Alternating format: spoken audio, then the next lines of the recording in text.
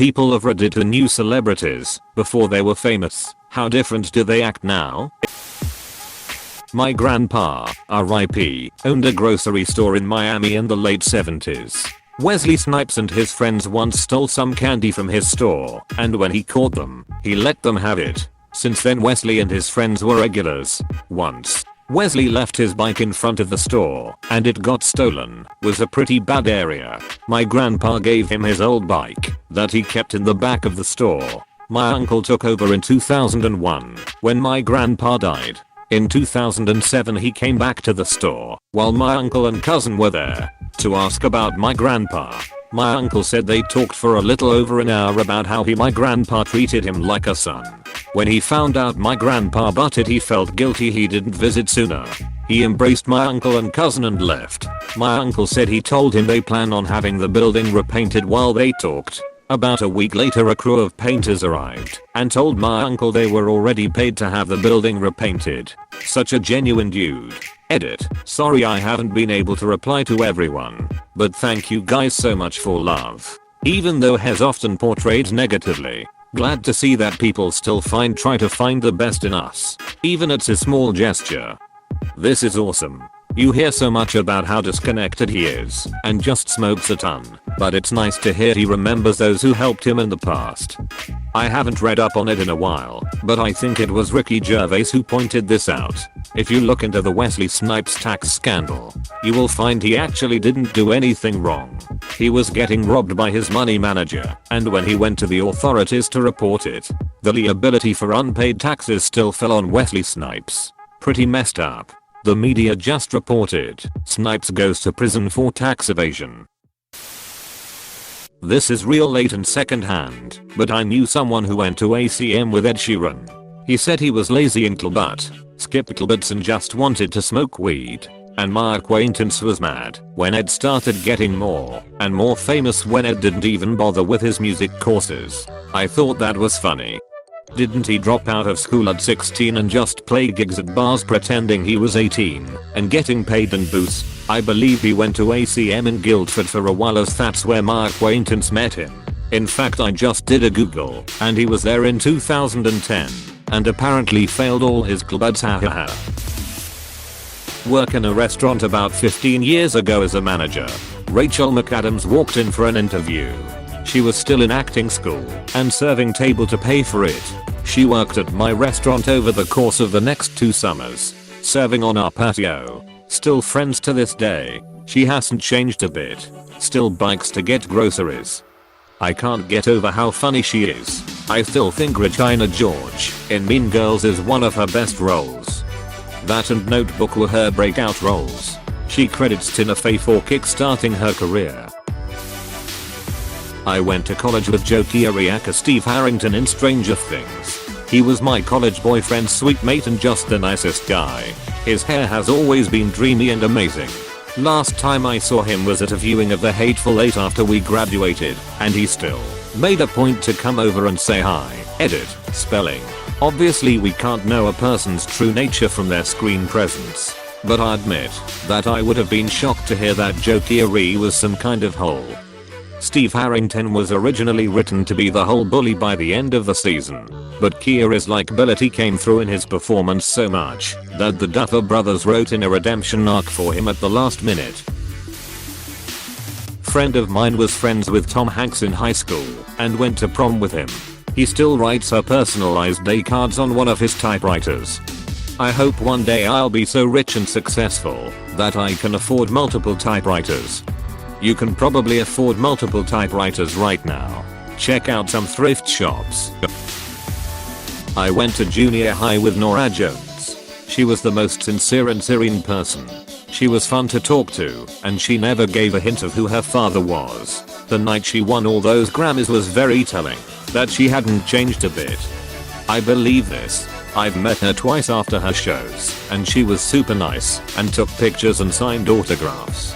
Once she had a little dog with her. I didn't expect someone as famous as Norah Jones to actually come out and meet fans after her show, but she did. I went to high school with Mark Ruffalo. He was nice. He was one of those thespians. Our high school had an acting group that challenged the students to get out of their shell and do things in front of strangers, like introducing yourself as a wild fairy of the woods and presenting them with a flower. We didn't talk much, but like I said, he was a good guy. His son went to school right by where I live and someone I know's brother was one of his teachers. Apparently Mark is still a really down-to-earth, good guy from their interactions at parent-teacher conferences and graduation. What about when he gets angry and turns into the Hulk? My aunt used to work with Gordon Ramsay's mother, but never made the connection.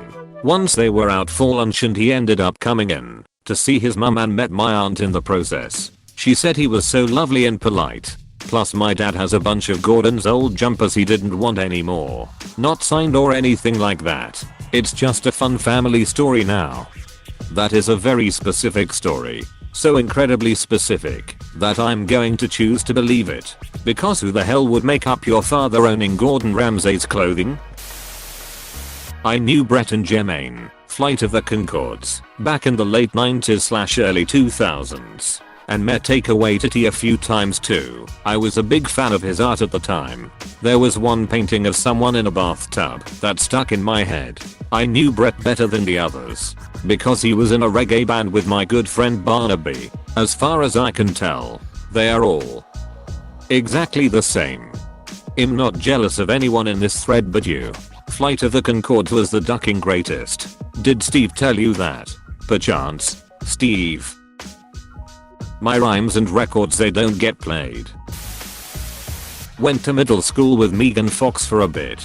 She rode my bus and she mostly kept to herself. Most of the guys would fight over who was going to sit next to her, but she was very shy and didn't really have much to say.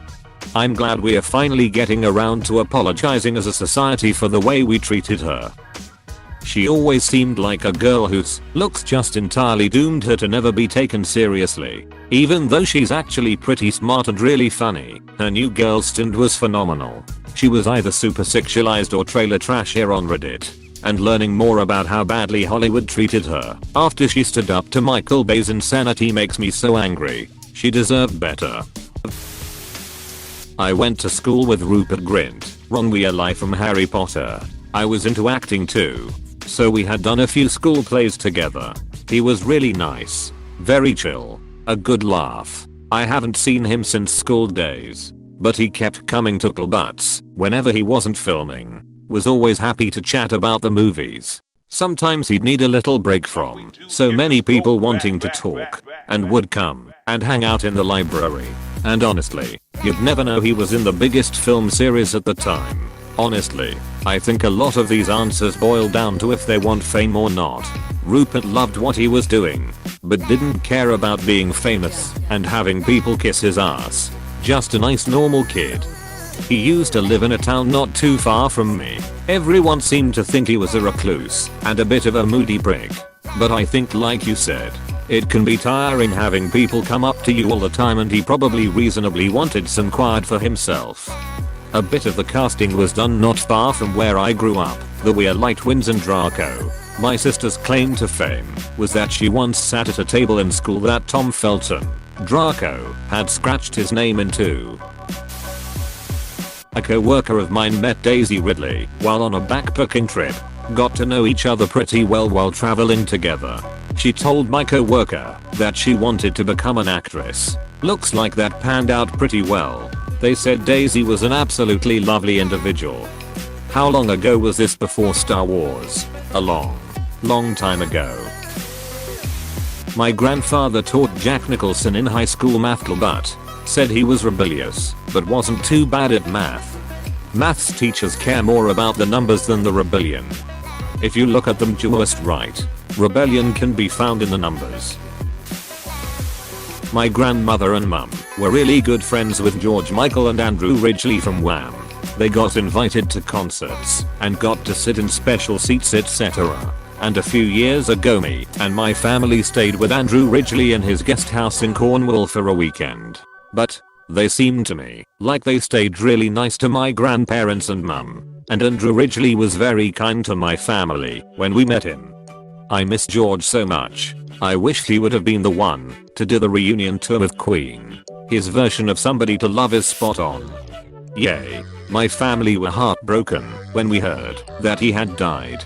Unfortunately, they had lost touch a bit in the years before his death, and I never had the chance to meet him. It was still incredibly sad for everyone though. My mom is friends with Johnny Knoxville's cousin. She met him once and had no idea who he was. She said he was nice and funny as all hell. She didn't realize until years later she'd even met him until I showed her one of his movies. From what I gather, he's a normal dude and pretty hilarious. I knew Robert Pattinson about 15 years ago. Nice guy. Friendly. A lot of fun to be with. He lived by himself in the center of Soho, London, in a tiny one-bed flat that I think he felt like the romantic vision of a starving artist, or at least wanted to. He had a weird side. He'd say random, violent, depraved things. He was obsessed with Jack Nicholson. He never really gave a duck. He had confidence, and he was always himself. And he knew he could be deliberately contradictory, and he used that as a personality trope.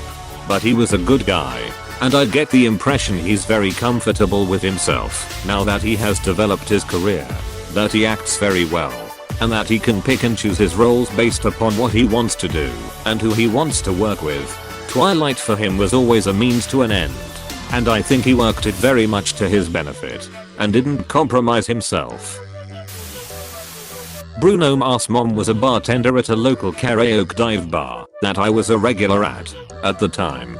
His biggest hit was The Hook for Billionaire by Travie McCoy. Anyway, she was selling tickets for an upcoming concert he was having, and she asked our table if we wanted to buy some. My friend declined, and she exclaimed, "Why not? He's my son."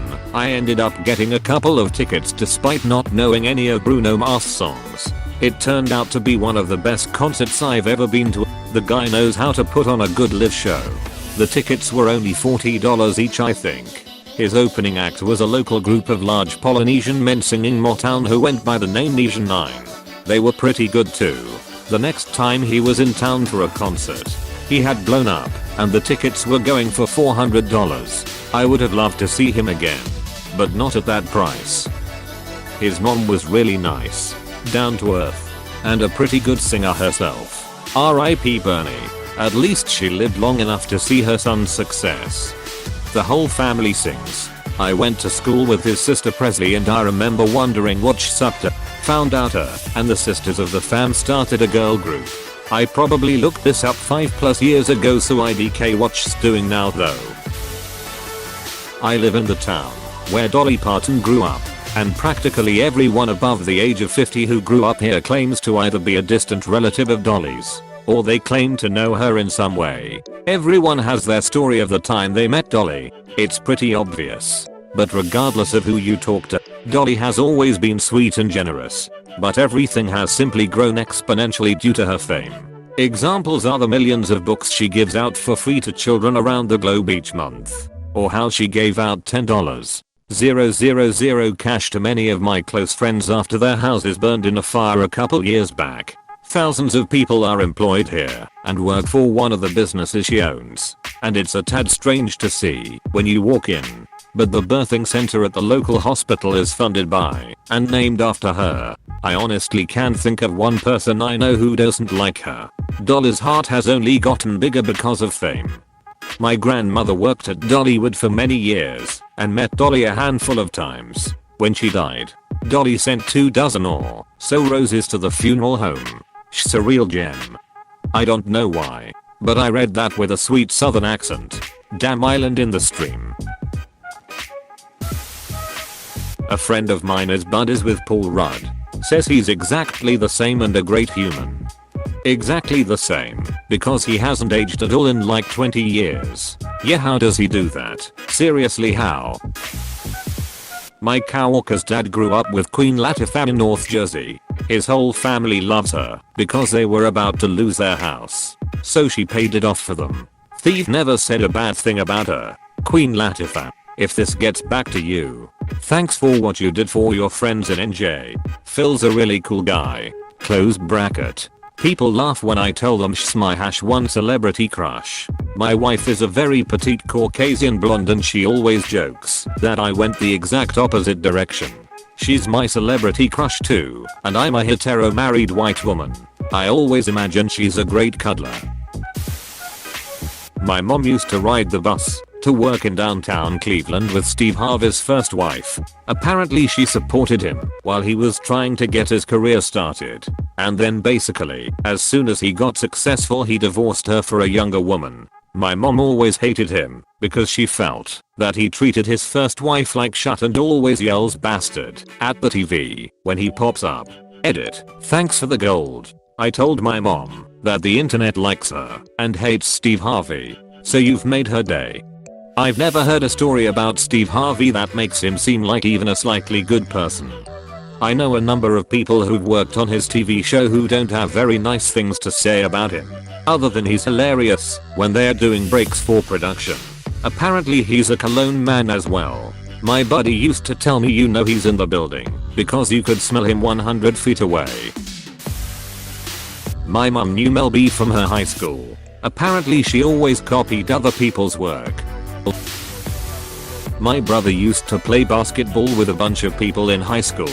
Among those who would sometimes join in was Pete Davidson. My brother said he got ripped on a ton and no one really liked him. But that might just be because he wasn't great at basketball.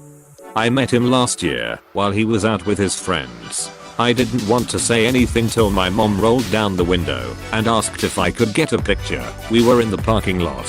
He was on FaceTime with someone and he told them that he would call back later and he took a picture with me. Really nice guy. My dad went to school with Steve Irwin. Reckons he was exactly the same as a young fella. He would be away from school all the time on trips with Bob to rescue and rehome Crocs all over Australia. No good at footy but 22 years on this planet, and the worst thing I've heard about Steve Irwin is that he's a shut footy player. What a gem. Hey, thanks so much for watching. If you want more videos, don't forget to like and subscribe. You are helping me a lot. Thanks again.